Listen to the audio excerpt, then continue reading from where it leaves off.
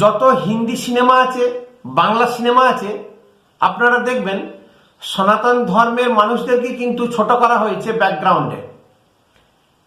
পূজারী বা পণ্ডিতকে, ব্রাহ্মণকে পাষণ্ড, তিলকধারী, ঘুষখোর, নারীখোর, গরিবের উপরে অত্যাচার করে মুসলিম ধর্মটাকে হাইলাইট করা এবং হিন্দু সনাতন ধর্মের মানুষদেরকে নেগলেক্ট করা।